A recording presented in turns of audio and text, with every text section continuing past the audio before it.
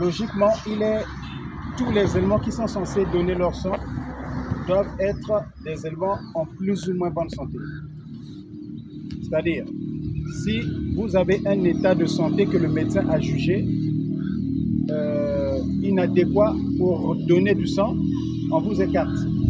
Mais par rapport au comportement sanitaire tel que nous le voyons de façon globale ici à la caserne, on pense que tous les éléments sont aptes de donner du sang.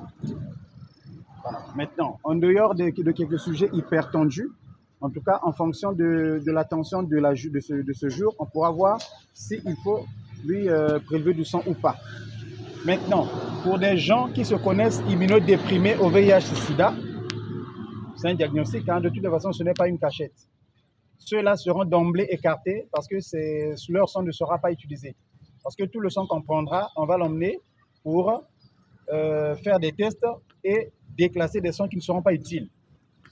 Alors, donc, si vous-même, vous avez une pathologie que vous connaissez, en tout cas, dangereuse pour les autres, vous pourrez nous faire signe pour qu'on puisse vous déclasser de la liste. Mais sinon, tout le monde est censé donner du sang.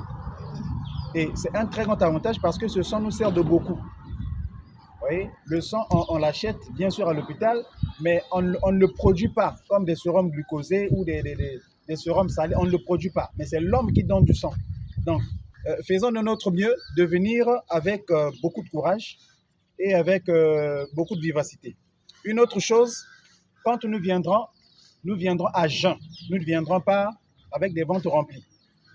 Pourquoi? Parce que le service de prélèvement là viendra avec une collation, selon que après qu'on vous ait pris les 500 cc de sang total, après on vous donnera du jus peut-être avec du pain pour que vous compensiez les pertes.